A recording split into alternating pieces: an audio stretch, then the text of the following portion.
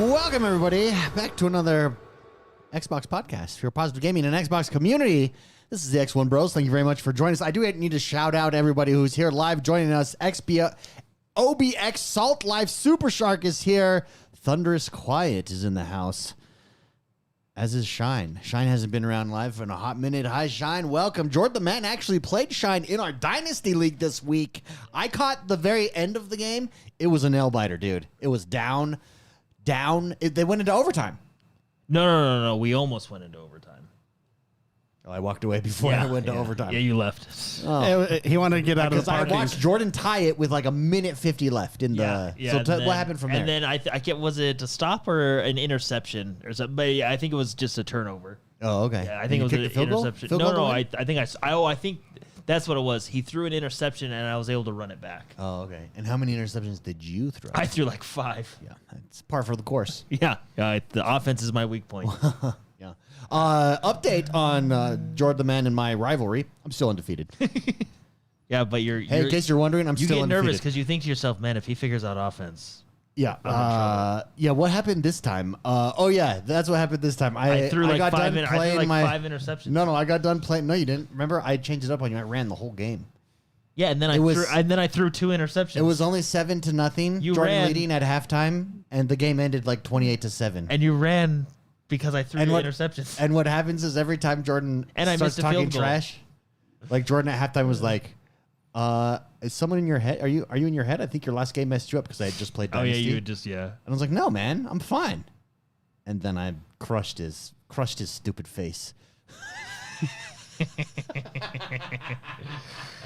Everybody who's listening live, thank you. Come join us over live here. Not live. Everybody listening, thank you for joining us on the podcast. Make sure you rate, review, and subscribe to us. Also, you can come join us live over on YouTube, youtube.com/X1Bros every single week.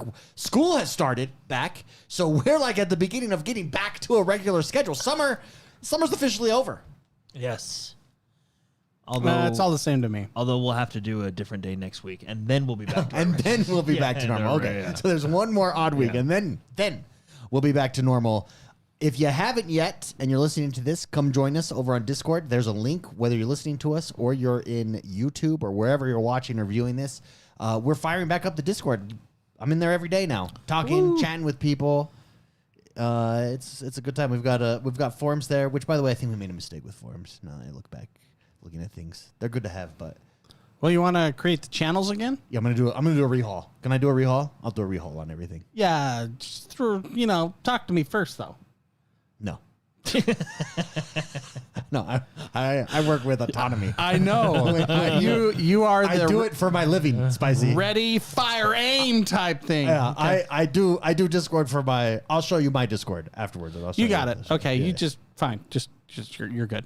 I trust you. But anyways, come join us. This is a good time. It's good to get that fire. It's good to have community, everybody. It's just good. It's just what are we talking about today? So much has happened. Jordan the Man, by the way, Spicy, I think, is the first one that turned me on to this game years ago. And now it's on Game Pass, and that is Mafia. But it's Mafia Definitive Edition, so it's been redone. It's now on Game Pass. I downloaded it. I fired it up last night while I was working late, but I haven't jumped into it yet. But Jordan jumped in today. How is it? Yeah, I played like the first 4 missions. Yeah. It's really good. It's I mean, if you want to, I think since you're watching The Sopranos, you'll really enjoy it.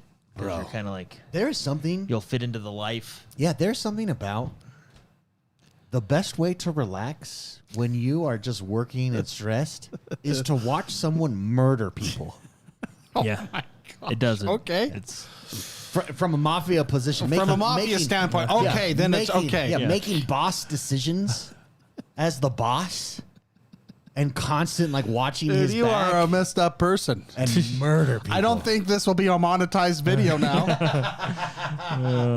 I don't know why. It's like I look forward every night to watching the death and destruction that is the mafia as they take advantage of people who have gambling problems and get into debt and stuff like that. I have never seen The Sopranos. It's very good. Is it good? It's not at all what I expected. It's very good. It's so basically a lot of The Sopranos, especially in the first 2 seasons, he goes to a therapist as a mob boss, and that's like a big no-no because, hey, what are you going to tell your therapist? Like, are the feds going to find out and stuff? So he's keeping a secret. And so it's very like, you know what? I think why I like it, it's very Spellmonger tactical. It's fantasy. It's New Jersey Mafia tactics. Yeah, Chad is saying spoiler Strategy. alert. I would be cautious, but again, this show, what was it, like 20 years ago? It's in 2000 was episode 1. So 2000. So you've not seen it. Spoiler alert. David is talking about a show. Have you not seen it? Spoiler alert. Yeah. David spoils. Although my Spider-Man thing, let's go watch the trailers. Was not a spoiler. Yeah, it was pretty heavy spoiler. No. All 4 of those characters appeared in that trailer. No, they didn't. Yes, they did. I've gone back and looked at it. No, they actually Pull it up. Let's go to the evidence. No, we're not doing that. Wait, are you looking at like the trailer for the DVD or like the theatrical the trailer? theatrical trailer. We'll watch it afterwards. Yeah, theatrical trailer wasn't. Yeah, it was. No, it was. very much was not. Anyways, Mafia Definitive Edition. Cool. Yeah, it's really cool. So I thought it was gonna be like Grand Theft Auto. Yeah. But it's, at least where I'm at, it's not. It's a very story-driven game set in kind of an open world. Yeah. Because if you, like, at least towards the beginning where I'm at, like, when I do a mission, like, it completes the chapter, the screen goes dark, and it's kind of, you're pushed ahead the next couple days. So, but you're set in an open world, and the city is really cool. It's definitely got its own flavor and style because it takes place in the 30s. So it's got that style. The police mechanics I actually think are really cool in that game. They will actually like write you a ticket and give it to you. I'm looking for a list from Gamescom. Oh, that I bookmarked. I can pull it. What list are you looking for? There's a list that Xbox dropped, and I thought I had it. I thought I had a bookmark, but I did not. But Spicy. So Spicy. So Jordan's 4 missions in. Yeah. Spicy, did you beat this game? It's been so long since I played that. If I were to play it again, it'd be like a fresh playthrough. The only reason I remember it is because of your excitement, because Mafia 3 was coming out, and you were like, "Oh, dude, Mafia is a good game." And then I played Mafia 3, and I was like, "This sucks." Well, that one was like very repetitive. I can't even remember if the other ones were. I don't know. Jordan, since he's playing it, he'll give you a better idea. But it's been so long since I played Mafia. Yeah. I can't remember anything. I just know I liked it. You know, when you like think back at like your childhood, oh, I like that. You don't know, you can't remember much about it, but that brings good feelings. So have you had to murder anyone, Jordan? Well, I've torched some cars and stuff like that, and beat some people up with a bat. Yeah. So, but no, yeah, it's super With story. a bat? Yeah, it's super story driven. The thing I was most impressed with, like early on, was like I just told you, the police mechanics. Like they'll actually write you a ticket. So and there's a limiter on your car that you can engage by hitting a button, so you don't speed. Yeah. Like if you want to keep a low profile. So it's really, really cool. And so I know, like when we were going through the difficulty levels, the level of police interaction was directly tied and then to that. You can even go into settings deeper than that. Almost think of it like Forza, where you can like really dial in your like you can make all cars manual if you wanted to, just to have that experience. You can really dial in these settings for the game. It's so far it's really cool. So, I'm excited. And yeah, it's on Game Pass. I just downloaded it last night and played it for a while. Yeah. Yeah, it's live, chat. This is a live show. Because we're talking about Sopranos. We're talking about shows that were 20 years old. What's and interesting- a game that's super old. Well, what's interesting about Sopranos is as you go back, it starts in like 2000, and so like they'll name the year as they're going through. I'm gonna grab some gameplay of Mafia. Here we Yeah, go. grab some gameplay while we talk about it. While they're going through it in Sopranos, you realize the leap in technology that we've had just in that time. And I don't think we fully realize it because we lived through it. And so it seems like stuff that we have today has been here for forever. Dude, it looks good. Yeah, well, the definitive edition came out in 2020? When they updated it. And then Mafia 2 has a definitive edition, and then Mafia 3 is the newest one. Yeah, so it and you can need buy the definitive. Mafia trilogy. Now, does the Mafia trilogy include the definitive editions? I believe it does. Of 1 and 2, Yeah. and then I think... Well, why buy that when you can just play the first Yeah, so I'm going to play the first one, and if I enjoy it, which Game I've heard Pass.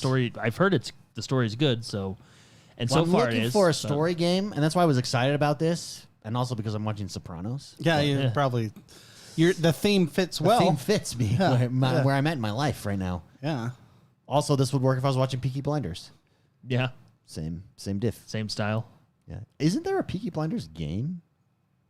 Or are they making one? I believe they are. Crazy talk. That's crazy talk. Who's making it? I don't know. You think I know stuff? Is it a mobile game? Yeah, no, might be a stuff. mobile Yeah, game. mobile game. I get that. Well, every time I watch House of Dragon, every time you watch it, before it pops up, it advertises their it mobile shows game. like the mobile game. And every time I'm like, I should go check that out. Every time. I bet you they get so many downloads just from popping that up on the screen every time. Well, chat says there is a Peaky Blinders game. I am going to Yeah, look I that thought up. so. I thought Is so. it like See, I'm not crazy. Mike, is it like a Telltale game? No, I don't know. Peaky Blinders is one of my favorite shows. They have one of the best series finales that I've ever. Usually, series finales are disappointing. Like, they're very hard to do because they build up so much hype. It's hard to please everybody. Peaky Blinders, I submit to you, pulled it off and did it beautifully. Beautifully. There's a link right here. I got There's it. a game. The It's $20 on Steam. Game store here on Xbox. I'm pulling it up. Curve Digital. It's puzzle and trivia. Oh, so it's like a murder. It's like a murder mystery Murder mystery. type of game. Interesting. Well, there you go, David. You can play that. I'll play Mafia. Yeah. Yeah. I've been playing. What's it called? Crash Bandicoot. Oh, cool. Oh yeah, Cool. Yeah, Jordan fired it up last night. He was like, "Hey, let me check that out. You've been playing it. There it is. I see yeah. it It on looks your really. screen." It looks Dude, really it's good. Again, I'm gonna I highly mean, the recommend last time it. I played that game was Crash 2 on the I think original PlayStation. Yeah. But it's good. It holds up. Again, those games are just so classic. Shall we talk about Overwatch Game Pass perks and whether or not they're worth it? Because Jordan the man Yeah, I think it's a missed opportunity. thinks it's missed. He thinks they should have went the Valorant route, and actually, I think he makes a pretty good argument. Yeah, yeah. Let's go over let me pull up the perks here real quick for Game Pass. Oh, so Game Pass has perks with Overwatch. Yeah, so Overwatch is free to play, or Overwatch 2 is free to play, similar to Valorant, free to play. But as a member of Game Pass, since it is now a Microsoft-owned title, It's a first-party title. You get perks for being a Game Pass member, and those perks, in my opinion, are a huge miss. Okay. Do you want me to tell you what the perks are, David? Yeah, go. You could go through it, and then I'll. Okay, so I guess I have to. You have to pull it up too. I can't find it. Why can't I find it? Well, basically, what you get is I think you get 6 skins, and then you get 30 mythic prisms, which you can use those mythic prisms as it's a currency to buy mythic skins, which they added in season 10. Okay. Yeah. Which okay. okay, let's start over. They added the mythic store in season 10, which is a place where you can take your mythic currency and purchase mythic skins for your characters. Yep. The Game Pass perks, I believe they come with like 6 base skins. Yeah, 6 hero skins for 6 of the characters. Yeah. And then it comes with an additional 30 mythic coins to then use in the mythic store to buy a mythic skin. Now, I didn't play practically any of season 10. So the skins, the skins specifically are cardboard Reinhardt, turtle ship. Who's this? Diva. I'm an idiot. Well, it's because it's D period VA, Yeah, right? the period throws me off. Turtle Ship Diva, Cyber Dragon Hanzo, Street Runner Genji, B Mercy, and Cleric Lifeweaver. And they're yours to keep. You need to log in to ensure that you claim them. Explain to me, Jordan, because you're getting a currency to buy mythics. That's So the perks? remember when we stopped playing in like season 8? Yeah. So they did stuff since then. Believe it or not, they started doing the mythic skins. I remember that. Yeah. So they have a new, from what I can say, I've not dabbled super into it because I might jump in this. I think it's season 12 coming up. I might jump into it now, but is it season 12 that's coming up? It's season 12. Yeah, this begins anyway. season 12. September 17th, this begins. Which is season 12. Okay. So the perks. So there's a mythic store now, and you get mythic currency primarily through the battle pass, and you take that mythic currency and you can buy mythic skins, which are only available in that store. Now, the Game Pass perk allows you, or just off the bat, gives you 30 mythic coins, or whatever you want to call it, mythic currency. Each skin, from what I understand, I think like the Hanzo one when we were looking at it is a little bit cheaper, but each skin is like roughly like 80 mythic coins. Okay. And if you complete the battle pass, which is where you primarily get your mythic coins, you'll have enough to buy one mythic skin. Or you can also just spend real money on them. So it's 30 mythic coins. Well, that's 30 mythic prisms is $30. Yeah.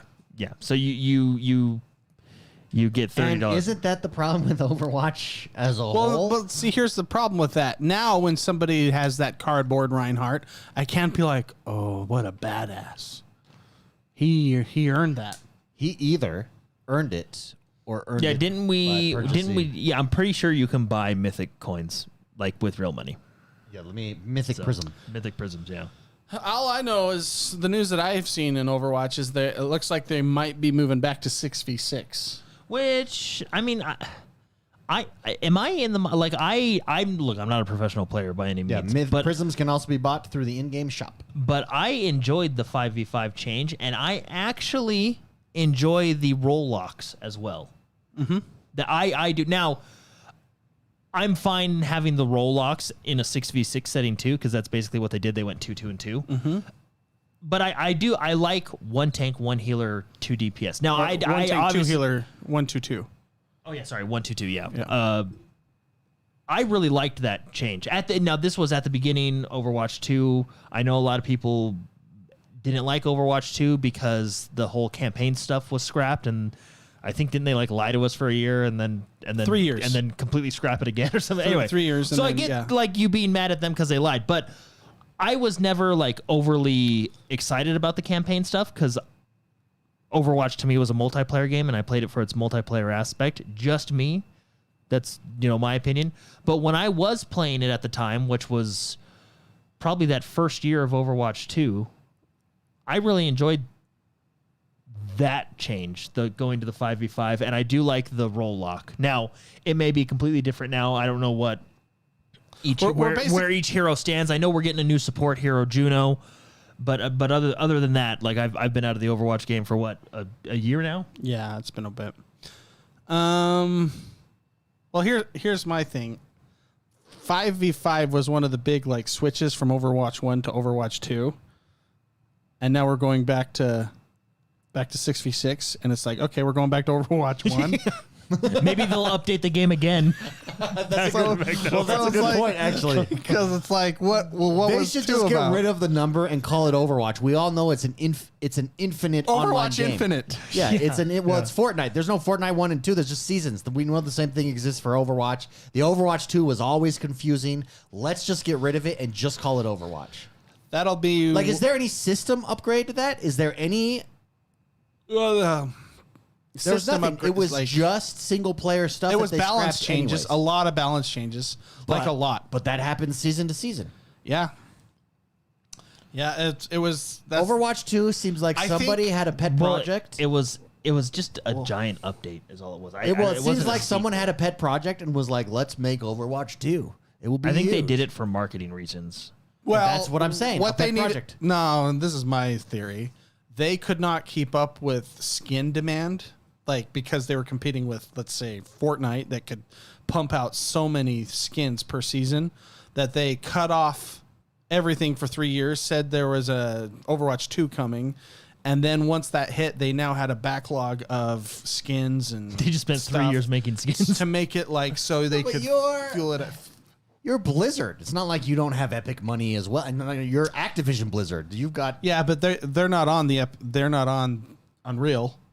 I think what makes Fortnite so good is how the engine allows quickly to throw that into the game. Maybe they should upgrade the engine. But let's get rid of the 2 because it is kind of confusing. Well, it's just Overwatch, and everyone just refers it to it as Overwatch, anyways. Yeah. Look, I've not even watched like J3 or Flats even in a while too, so I don't know what their thoughts are on all these changes. But I liked the roll lock and I liked the to 5v5. It felt fun, but Yeah. But I don't know how it is now. That was We're season a season year 8 or out of 9. the loop. I mean, that's how I roll with this game. I come back once a year. I know. I feel like now that they're doing this Game Pass perk that I think is a huge miss. By the way, I'll probably go back and play it for a little while. You think Valorant is how you to incentivize Game Pass properly? I think what they should have done is they should have went the Valorant route. I'll buy all the skins you want, but what Valorant does is they give you every hero for free as a part of Game Pass, including new heroes. That's what Overwatch should have done. It is smart. And I think. I think because I'm going to spend money on the skins if I think it's a cool skin. That's just how it is, right? I am totally okay with the game monetizing skins, and it's like, oh, that's a really cool mythic skin. Sure, I'll pay $30 for that skin because the skin is valued at what you worth it or what you feel it's worth, right? So I don't know. I think they should have made all heroes available for Game Pass members, and that would have been a huge incentive for Game Pass, especially if you're an Overwatch player. Yeah, and an Overwatch player on PC. Fun fact, those skins cost a lot more than the game Mafia. and that on Peaky Blinders, that was $20 on Steam. Well, so the value proposition is there. It's just not as apparent maybe to Overwatch, people in the Overwatch. But again, I don't see the back end. Maybe when they release a new hero, like you got that new hero Juno coming out, maybe they just make tons of money off of that. Yeah. But I don't know. I would have liked to seen a Valorant style where all here now. That being said, you could probably argue, well, Valorant heroes aren't as important as Overwatch heroes. But still, I mean, so we can see the strategy of Xbox here, though, and that leads to our one of the things that came up this week. Rumor is that Forza Horizon 5 is coming to PlayStation. Is going to PlayStation. Sea of Thieves was a success. Rumors that Forza Horizon 5 is that. Jez Gordon came out after this was leaked and said, "No, this is not. This my sources are saying it's not. It is a game is coming, but it's not Forza Horizon 5." But he clarified, although I do think that eventually will come. I can't remember the name of the guy. He's a Twitter guy that has had successful, correct rumors like this that he's dropped. Shinobiz. Not that guy. This is a different one. Oh, okay. It's like extra 1S, I think is his Twitter handle. Okay. He has like 100% batting record. 1,000 batting record. he's top tier. He's top tier. He pushed back then on Jez Gordon and said, well, he has his sources. I have mine. Mine are saying this, his are wrong, basically. And so it's going to be, so now we're at this standoff. Wow. So everybody that's like, no, that's been debunked. He didn't actually say it like that. David's paraphrasing pretty heavily. I am paraphrasing heavily. Makes much more sense. Wow. But he did come out pretty firm, though. He said Jez Gordon has his sources. I have mine. Mine are saying this. Or he says, while I respect Jez Gordon's work, mine are saying this. He said, mine are saying this, and I'm confident that this is what's happening. So what is this? And then he ended it with "suck it." Okay. And that is Forza Horizon 5 is going to be in the next couple weeks. So the question is, and I did a video over on my channel, X1 the Gamer. The question is, do we have a problem? So I didn't have a problem with Sea of Thieves. Do we have a problem with Forza Horizon 5? And can I begin with my thoughts, give you my thoughts? Well, I know you're going to be pro move. I think I'm going to take the counter. I think I'm going to go, I don't think this is as good as Sea of Thieves for Xbox. I know, and I'm probably going to be wrong. Let's start with that. But because I'm pretty sure you're going to take that. But you have zero problem. I thought about it. Okay. Yeah. I did go back and forth on this, though, in fairness. Yeah, it's interesting because Sea of Thieves is not... Sea of Thieves was apparent that made complete sense. Yeah. Forza is iconic to Xbox, and you can't really get that kind of mainstream racing quality like you can't. There are other racing games, but Forza is a powerhouse that Xbox has. It's probably one of their strongest brands. Yeah. I would say that is exclusive to Xbox. Yeah. So I don't think Forza Motorsport will never go to PlayStation. Forza Horizon will. Reason, PlayStation has Gran Turismo.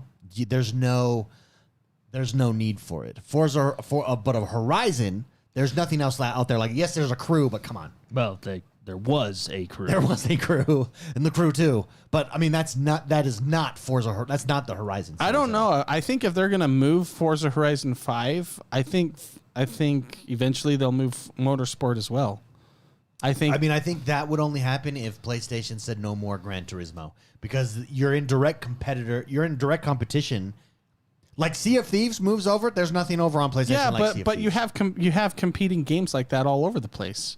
I think it's PlayStation's chance to go, okay, now we have Forza. So you can I think the circle people that play that one will also play this one. But you don't have Forza. You have Forza Horizon, which is always the little brother, always, to Forza Motorsport. But it was a more arcade. I know, but I'm saying the same people. I play both those games. Yeah. And I would, if I had a PlayStation and I didn't have an Xbox, I would play both those games if they were available on PlayStation. And PlayStation would know that, and so they would like to have that exclusivity as well. They would like that game. You know what I mean? So I'm saying they don't have to be mutually exclusive. I play both of them. I enjoy both of them. They don't come out at the same time. But you're making my point for me. Forza, if you put Forza Horizon over on PlayStation, and you're like, Forza Motorsport, I hear this is even better, and it's only on Game Pass, that's one draw over to Game Pass.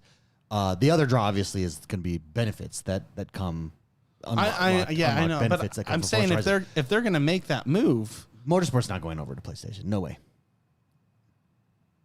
It doesn't make. I would have said last week. I would have said that about Horizon 5.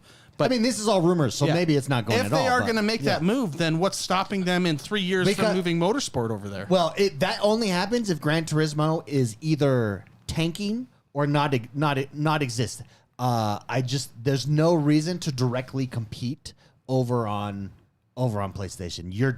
The only reason you're moving Forza Horizon in the first place is to attract people to Game Pass. And people might be asking themselves right now, well, wait a minute, how are you attracting people to Game Pass? This isn't exclusive. This isn't. I think the way, and you can see it here, this is essentially PlayStation's, same thing what they're doing with Overwatch. Overwatch is available everywhere, but you're getting these exclusive perks over on Game Pass. It's essentially, we complain about it all the time, PlayStation's timed exclusives with like a Call of Duty. They're exclusive maps with like Destiny, for instance, or Call of Duty or whatnot. It's exclusive skins. Hogwarts Legacy, right? Why is PlayStation doing that? They must see that it works, and clearly it does. PlayStation has sold double the consoles of Xbox. So in a Game Pass era, you can let which used to be exclusive titles, and that used to be the draw, you can let those go, and it may not happen year one. This is a long-term play. Year one, let's say they get 20 million people playing an extra 20. Let's not even that. Let's say you get an extra 1 million people playing Forza Horizon. Out of that 1 million people in year one, like, yeah, all right, I check it out. How many of them become diehard Forza Horizon fans? Let's say 10%. That 10% now the next Horizon that drops, and you get all the best place to play it is over on Game Pass, because you get all the perks unlocked. And what they'll probably do is you'll get all the cars. You'll probably get the VIP pass or something. I could see them doing. The next Horizon game they would probably release on Xbox for the first few years and then send it over again. Yeah. Then in 2 years, 3 years, those guys now are all playing. It works. The timed exclusive works. That's why PlayStation did it. That's why PlayStation is up in part because of that strategy. That's why PlayStation is up double on Xbox consoles. It's the same strategy here, but you have more flexibility with a subscription service, because you can let go of a Forza Horizon, for instance, or Overwatch. Didn't Forza Horizon? Doesn't Forza Horizon 5 is not on Game Pass anymore? Because of 4. Oh, was it 4? Yeah, it's Forza because of the music. The music. Oh, that's okay. 4. Okay, fine. Off, Never mind. I thought for some reason I thought it was 5. No, yeah. And David, I actually agree with that. I'm saying that if they move Horizon 5, there's no reason for them to not do other games that are. I mean, Forza is one of their strongest IPs that is exclusive to Xbox. So if they're thinking, okay, let's move this one over, and the idea is obviously on Game Pass for 2 years, and then we move it over. Yeah. What's stopping them from doing Motorsport? That's what I'm saying. I think it just makes more sense. Forza Horizon is basically an MMO racer. Sure, but it's not about. It's much more closer to a Sea of Thieves than it is to a Motorsport. Motorsport makes sense that it's your big tech demo hitter. Like it's your big hitter. And PlayStation has their own version of it. Yeah, but In other words, I think it only helps you to bring Forza Horizon to PlayStation.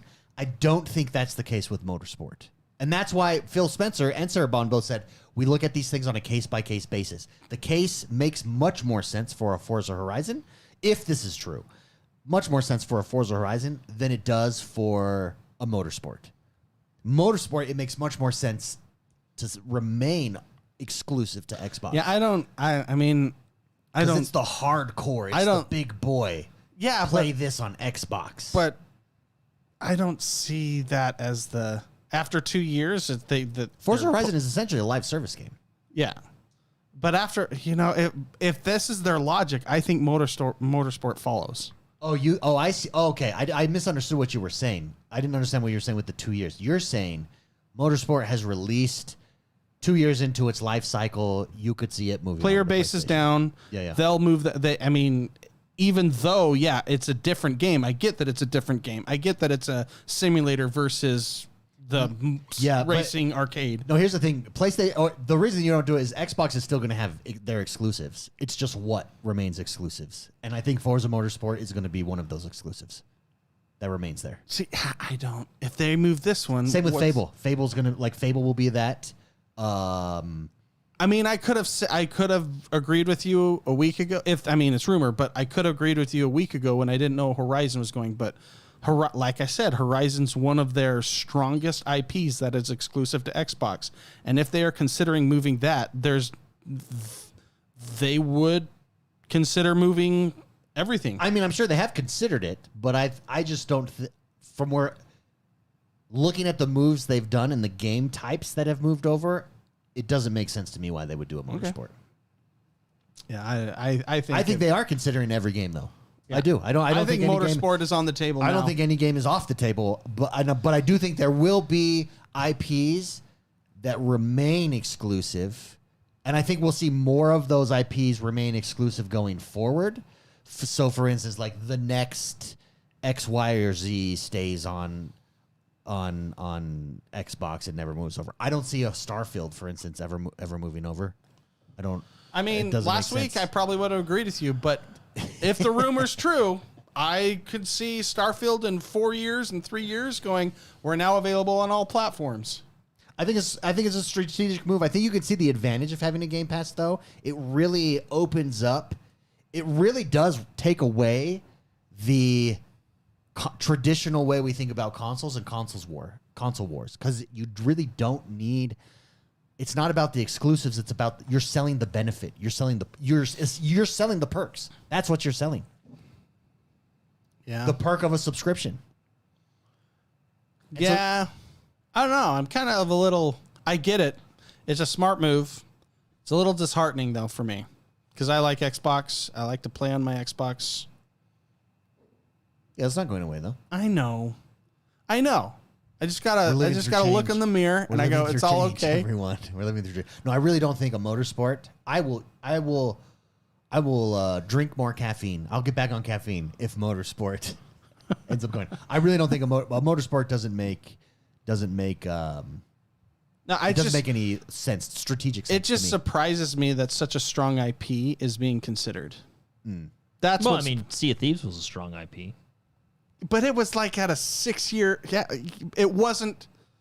It was correct, but it wasn't as strong. I mean, I think Sea of Thieves was the strongest out of the 4 that were being sent over. What was it? At the time, yeah, and then Sea of Thieves. Hi-Fi Rush was a strong IP too, but it didn't have. Now we know, looking behind the scenes, why they were doing that to Hi-Fi Rush. We don't want it anymore. Well, they still own it. There could be a Hi-Fi Rush 2 because they own the IP. Grafton purchased. Oh, they did?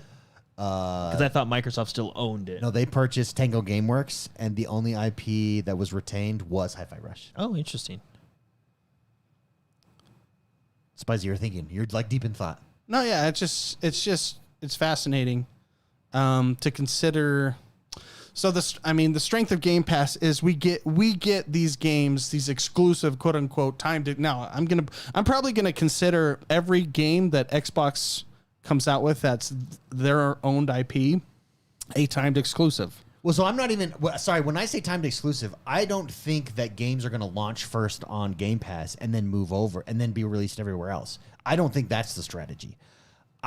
When I say that, what I'm saying is, for instance, like a Valorant, or well, I guess Valorant is the best case. Yes, you can play Valorant everywhere else, or you can play it and get every skin unlocked over on Xbox. Like that is the same principle as this exclusive map that's only available on PlayStation playing there.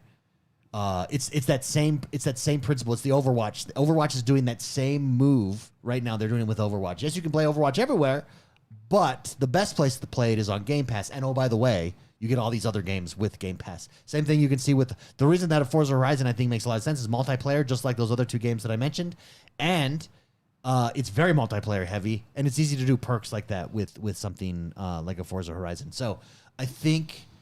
Well, so Dave in chat just says, seriously, you guys should just move to PC, lol. I play a lot of games on PC. So here's the thing, Dave. Yeah. Game Pass is on PC. Like Game Pass is PC as well. That's how we're living through this change. Xbox is Game Pass. Game Pass is Xbox. Like that's the new world that we're living in. It kind of. And there's still consoles. There's still going to be hardware. There's Xbox hardware. Mm-hmm. And there's an Xbox operating system. Which, as far as we know, both Sony and Xbox are still going to be making hardware for the foreseeable future. Yeah. As an option to buy, but yeah. And we all have gaming PCs. Name a gamer that only has an Xbox. Very few do. Most gamers also have PCs. See, Dave D. Yeah, he uses his Game Pass. And everybody has a Switch. So. And everybody has a Switch, which is why PlayStation and Xbox are both going handheld next generation. Not that handheld is going to be the console device. Or a hybrid console device. There will be a console, a big ballsy console, and then there will be a handheld option. Yeah, because Xbox said that their next console wouldn't be a hybrid. Yeah. But there's still thoughts that they might come out with something separate. Oh, yeah. I think it's almost for sure. So, we are living through wild times, baby. Well, and I think where Xbox does it right with Game Pass, especially on the PC, is being able to take all your stuff with you. So if you play on the Xbox in one place, you can continue where you left off on the PC. Yeah. Yep. One of the greatest features to modern gaming, I think. In fact, that was guys, go subscribe to my channel. That was a video I did last week. One of the questions that was posed is, does the next console? So, for instance, just going off of Dave D's comment there about moving to PC, the next console, Phil Spencer has floated the idea that Steam will be available on your next console. That's not out of the realm of possibility. It's been rumors have been heating up around it. Phil Spencer talked about it, that he doesn't want these walled gardens necessarily. And so what was posed last week was, does the next Xbox console come stock with a keyboard? Because one of the things that is a huge advantage, especially in the communication realm, that Xbox has owned with Xbox Live, is the ability to quickly communicate. Keyboard is that. The example that was used in one of the articles was playing on Xbox, going to what is it called in Diablo where you go to the marketplace? It has a specific name. I forget. But players buy, sell, and trade stuff. The auction house? The auction house. So that's in Diablo 3. So what does Diablo 4 have? They don't have that. Yeah. No, Diablo 4 has something where you can sell, and I forget the name. It's in the article that I was reading. Just Gordon talked about. You may want to check your source on that article, because I would bet $5 billion that Diablo 4 does not have a. It's what broke Diablo 3. That's they're trading something, and I can't remember what. So you can trade. Yeah, and whoever is doing, that's what it is. It's trading. Okay, it's just a matter of auction houses with real money. But everybody, but he said he's on the Xbox and he's trying to do it, but everybody that's doing it is on PC, so they can type. Using it exclusively, and the only reason is because they have a keyboard. And so, if we're moving into this, there is no, there's even more of a blurred line between a PC and a console. Does it ship with a keyboard? And I think it probably would. I think it would. Like, imagine a couch type keyboard on there, why not? I am not one. For instance, here's me. I am not one that likes. I don't like chatting like Madden. I don't like chatting with people while I'm playing Madden. I'm in my zone, but I'll text you if you want to text trash talk me. Go right ahead. Yeah. And a keyboard would enable that, and I think it's a very distinct possibility that's where the next Xbox console moves. Well, you can already use especially if we're getting like Steam. I mean, you can get Steam. There's a lot of games on there, and there's a lot of games right now that have keyboard integration available with you. So you're just saying Xbox might throw in a they've already brought in keyboard integration with a lot of the games. I think we'll just, and also Game Pass now. Game Pass is. It used to be that, like, for instance, City Skylines had the Xbox version and then they had the PC version. Now they're the same. Like that's or they're much. There's no differentiation there. Like, you can use the same save file and you can play it over on the PC. So I think we go, every game has, it would be interesting if you have all the customization features. Obviously, probably graphically you don't, but as far as UI and stuff, you'll get more of those next console generation if that's the direction that we move. Well, I mean, you have a lot of that now with as it stands. Yeah. I saw in one of the comments of my video, this guy said, I think it's State of Decay. I mean, look at that's moving to PlayStation. Yeah, 5, that's actually Horizon. And that's actually that might be that might be correct. But look at like the new Call of Duty 6, Black Ops 6 coming out, full UI customization on all platforms. Yeah, like it's there. You can do it. Yeah, they're already doing now, it. I would venture to say that I mean, the only argument I would have to is it worth Xbox to put a keyboard in the box for their next console? The question is, I don't think so, because I actually think there's a big swing that more people playing games use controllers than keyboards. Well, no. So you have a controller and then you have a keyboard. Yeah, but why when you can just buy a cheap outlet? Like, let people buy their own keyboard. You know what I mean? Like, why waste your resources? I mean, because if you include it, then you encourage console developers to utilize the keyboard functionality. Well, I think you can just encourage that as a developer yourself. You know, a lot of PC gamers use a controller as well. No, that's what I'm saying. I think, I'm not saying everybody, but I do think a majority of gamers play with controllers. I never see a day when a keyboard ships with an Xbox. And the reason, because they're trying to keep costs low. They want the boxes as cheap as possible. Yeah, but how much is a keyboard? A basic keyboard? But that's what I'm saying. Why not let $10. the player buy it? Like with my keyboard. And also, if you're Xbox, you're eating the cost on hardware anyway. I'm sure you're... Yeah, but $20 or $10, whatever it costs. So like Final Fantasy 14 has both controller support and keyboard support. I plug in my keyboard when I play it on the Xbox. Yeah. And it, you know, and it works fine. But what I'm saying is I don't think it'll be in the box. You don't think that is even a chance? Like, even if the next Xbox ships with, for instance, your Steam library, the ability to have your Steam library. Yeah, because again, even on your Steam library, most of those games can be played with a controller, and I think most gamers, I would venture to say 75% of people that play video games are using a controller as their primary input device. The last 25% are using keyboard and mouse. And David, they're getting rid of, on the back of the Xbox, is the optical audio. Oh, yeah, because they're trying to save a huge loss for me. Yeah, they're trying to say it's just my audio functionality has gone downhill since then. Exactly. That's just how it is. They're trying to get these boxes and PlayStations at such a look what happens when you put it at $699. You got to spicy. We're seeing the largest technological leap. Whatever that means. No, I think whatever that means. I think it's all teraflops. I think we're going to have some ballsy hardware. Which I actually I think it's AI upscaling and stuff. Phil Spencer talked about that this week, that the AI upscaling that you can do is like AI is unlocking resolutions without the ability to upscale resolutions without using more processing power. That's insane. Yeah. I think we're probably 2 generations from not having hardware anymore.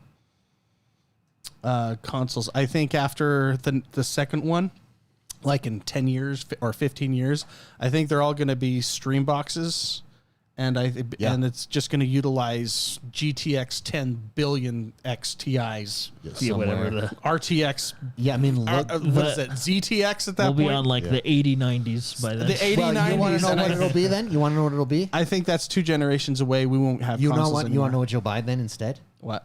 You'll buy your Xbox monitor.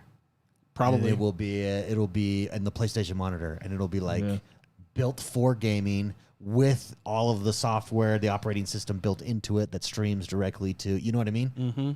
I think that's too generous, and it'll still be considered Xbox. We could be completely wrong. We could go back the other way, and we not only get analog everything in the future. Yeah. Yeah. Well, and especially since I saw the software Jordan got. What's that software you used? GeForce Now. GeForce Now. Holy crap! And think about this. That's why I think it's going to be. Think about this. This is the worst it will ever be. We are literally right now. This is the worst. Yeah. It will ever be. Like what you were playing, Jordan, is the worst version of that it will ever be. Yeah. That's what's crazy. That's why Game Pass, when you look at that, that's why it's like, oh, that's why subscription service makes sense. Super Shark brings up a good point. Still a lot of people that don't have good internet, though.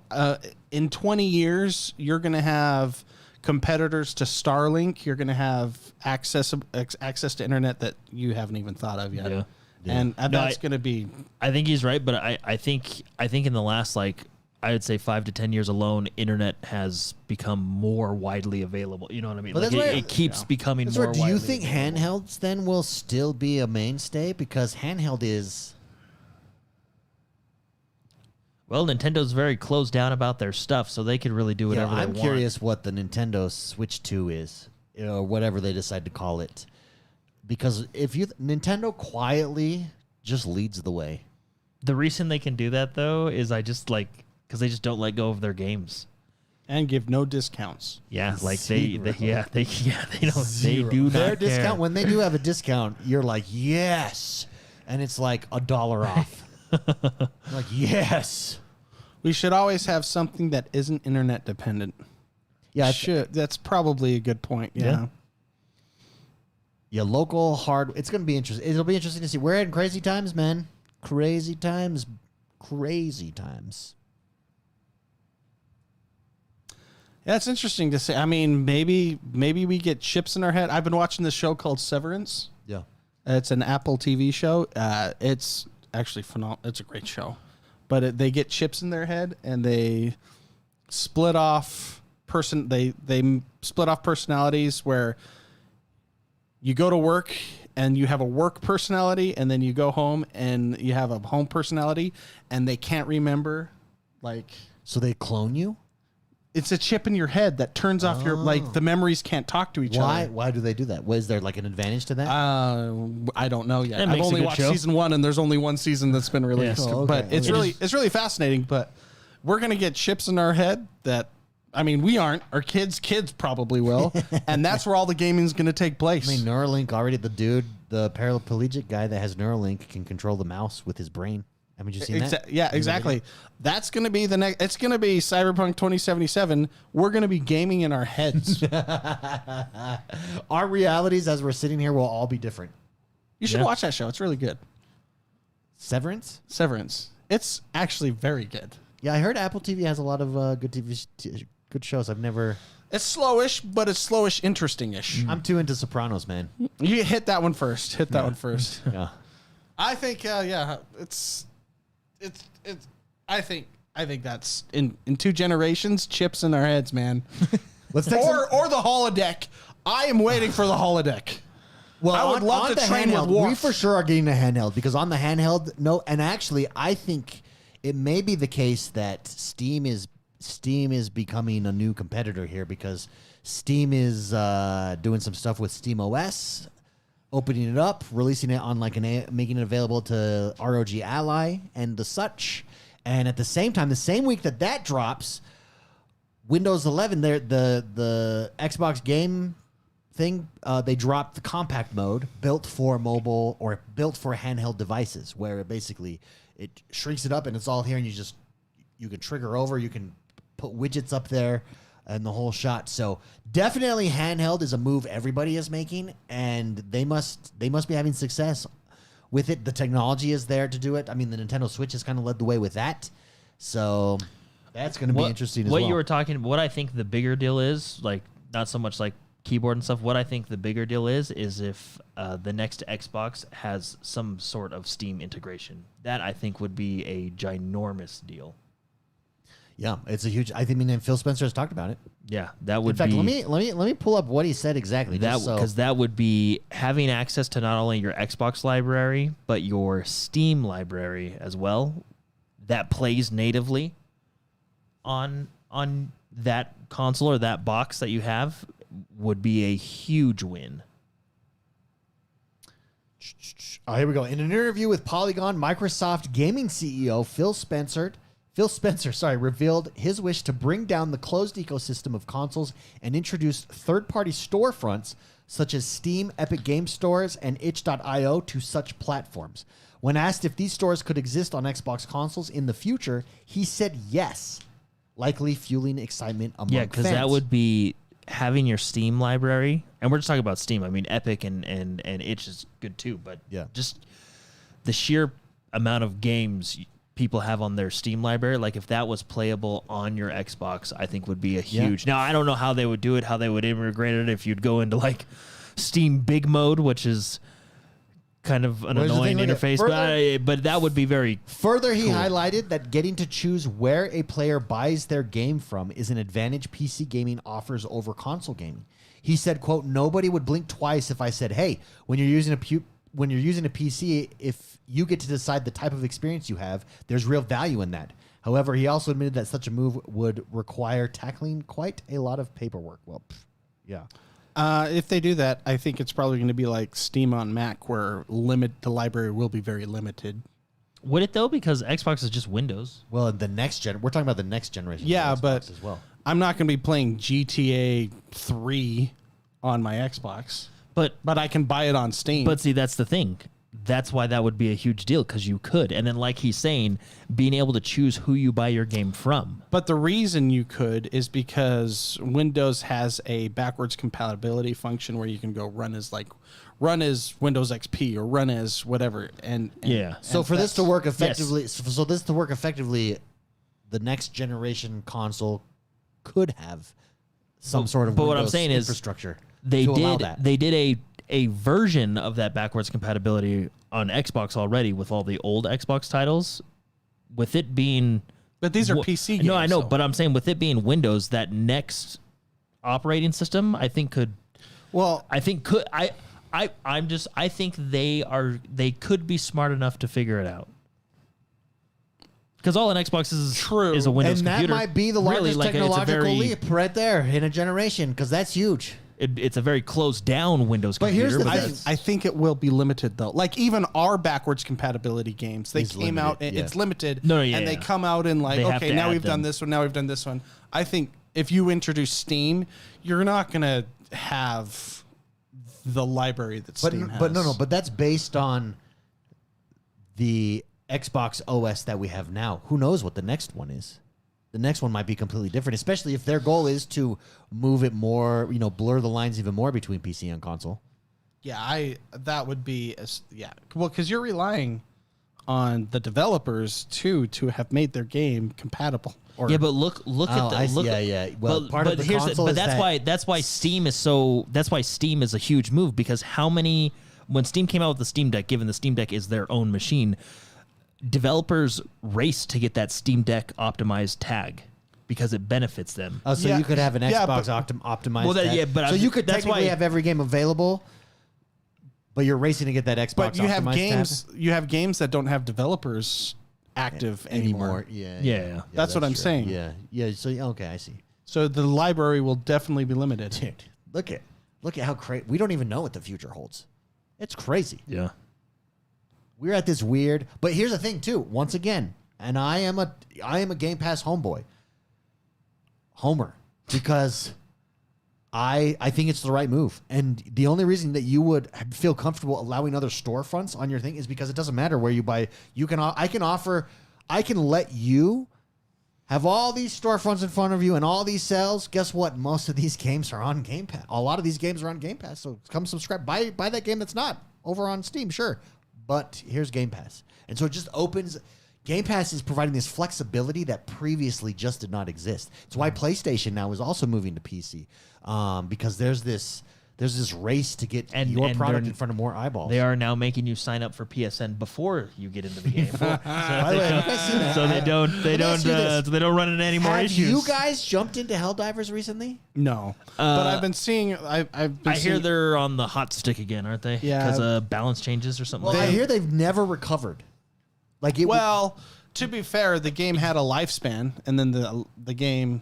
I mean, it's just like any other game. Yeah. It's going to peak, and then you're slowly going to go down. Then you're going to get small peaks when new stuff comes out. People were arguing because it's balance changes and stuff like that. It wasn't for me, or it wasn't that for me. It's just this game was fun. Okay, I'm going on to the next one.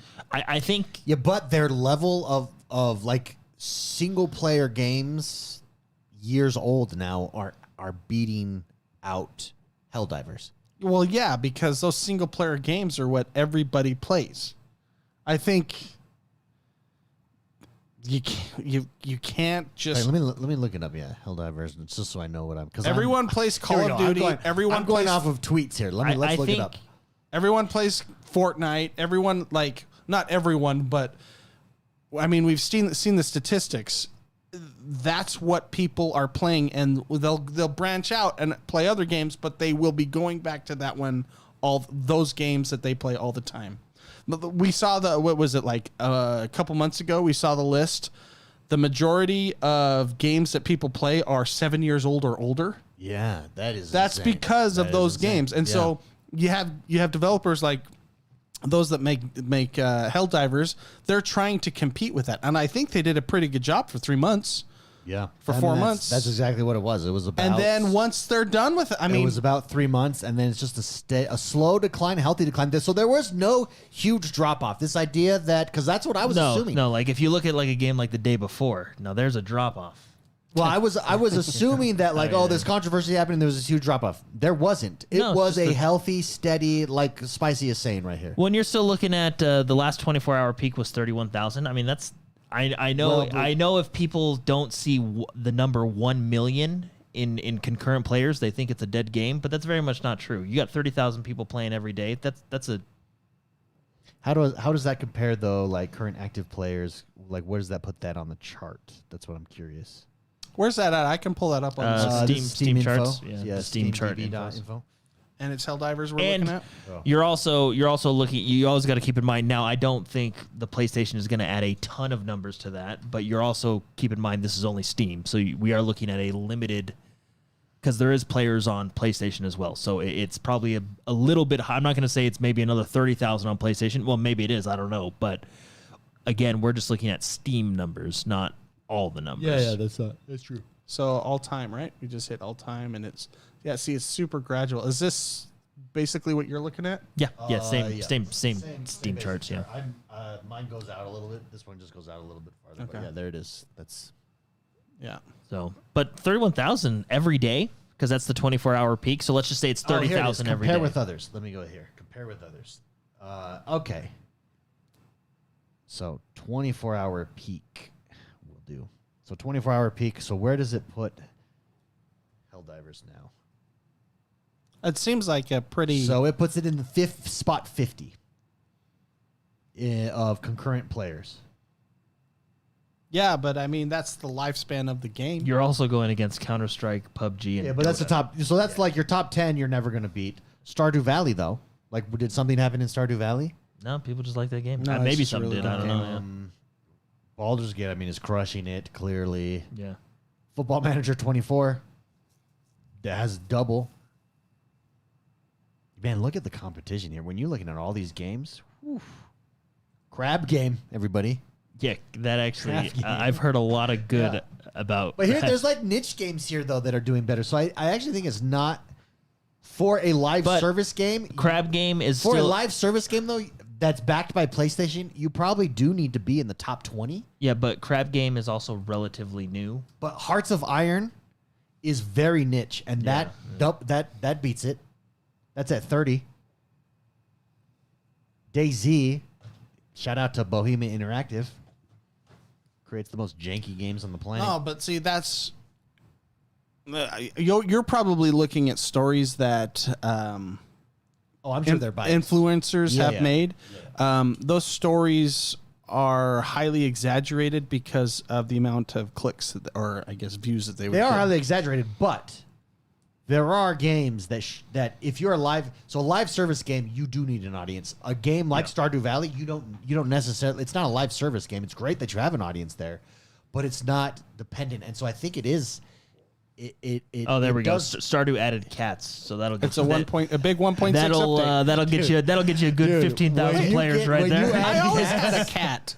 You always had a cat. Yeah. Did you see? There's a new game that's basically I can't even remember the name of it. Some dude was playing it, and I was like, "What is this?" And even at the beginning of Stardew Valley, where you walk out of your house and like it's that camera and your house is there and your character's there, it had the same intro, but it was a girl.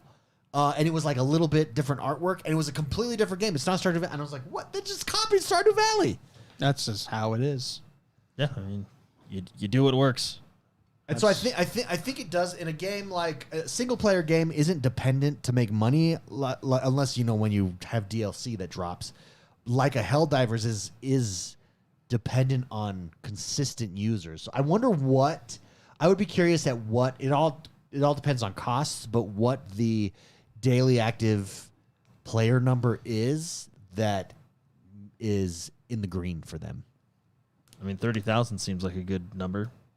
I mean, like I said before, I know a lot of the world thinks that if the game doesn't have concurrently 1 million people playing, it's a dead game. But, I mean, 30,000 a day I think is pretty good. I think, like we watched, that's a healthy life cycle of a game. I do think you're going to get a bump when they release a new race faction to fight. They but actually did. One of the latest updates, they introduced a new enemy. Yeah, but it's the same factions. Yeah. Yeah, so... So you're saying that a whole different I'm saying when they release the Protoss, But here's you know the what thing, I mean? From here's the first thing, game, though, I think you'll get a bump. The development costs on a Helldivers versus the development costs on a Stardew Valley is wildly different. Well, they're wildly different games. Yeah. No, And but what I'm saying is a Helldivers is much more expensive to make. So it's live service games are high risk, high reward. It also doesn't cost $4.99, whereas Stardew Valley is extremely cheap. Yeah, Helldivers is a full price game, isn't it? Also, like I don't think I would. One guy. Well, he's got a. I mean, Helldivers. Studio now. I don't know if you'd call them necessarily an indie developer. I mean, the first game you could probably put in that category, Helldivers 1, but Helldivers 2, I don't think was a ginormous. It wasn't a huge budget game. I guess also though, if you have the backing of PlayStation, you got pockets to. Because is PlayStation the publisher? They're the publisher. Unless you're No Man's Sky. Unless you're No Man's Sky, and they just run you over with their big blue car. Yeah, they. Yeah, I would be curious at what their cost is, because when you look, I do actually think there is a point to that. Like for a live service game, that number probably needs to be. Yeah, Stardew Valley was initially one guy. He has a team, I believe now. Yeah, what is it? Fat fish or something like that? What's it called? No, that's actually where I go to get sushi. Okay, sorry. Maybe that's what I'm like thinking of. a couple miles that way. Is it something fish? Chucklefish. Chucklefish. That was, yeah, maybe I need some sushi. By the way, You want to go get sushi? By the way, is there a War Groove? Is there a War Groove second game? There is. There's War Groove 2. Update? Yeah. There's War Groove 2. It came out a couple of years ago. Was War Groove 2 what we were playing? Or No, we played War Groove 1. Why did we never jump onto War Groove 2? What's wrong with us? Did you ever come onto it? I have it. Yeah, it's on my Was Switch. it any good? Why did it never get the, like... Did I just miss it? How did I miss Yes, that? we all missed it. How? I saw that on the store and I immediately I bought saw it it. the other day and it was like, War Groove 2 is a thing? Yeah, it is. Do you know how many hours I have in War Groove at my old job? Tons. Hey, Chad makes a good point. Helldivers wasn't there wasn't the plan that Helldivers was going to be that successful that quickly. No, that's true. Yeah, that's true. No, that's a good point. So, and it really did. I mean, I think the reason it was so successful is because it was just fun. Yeah, Ezra Like, who would have thought? Like, you make something fun, people will play it. Who would have thunk it? Yeah. Let's wrap up with some super chats here. We have Mr. Cooper, who's a member for 45 months, Tier 1 Wingman status. Happy anniversary, 45 months. Thank you very much for your support. Soulfinder, Tier 1 Wingman member for 23 months. He says, gotta go, but I still love the show. Thank you very much, Soulfinder. Appreciate it. Is that it? That does us for this week, everybody. Huge thank you. Thank you for everybody who tuned in live. Appreciate you hanging out here over on YouTube. Also, again, don't forget to come join us if you're not yet over on Discord. We're calling it the Great Gentrification, Revitalization. Gentrification has a negative connotation, but we're owning it. It's the revitalization of Discord, everybody. Come join us over there. That's it. We love you. Bye.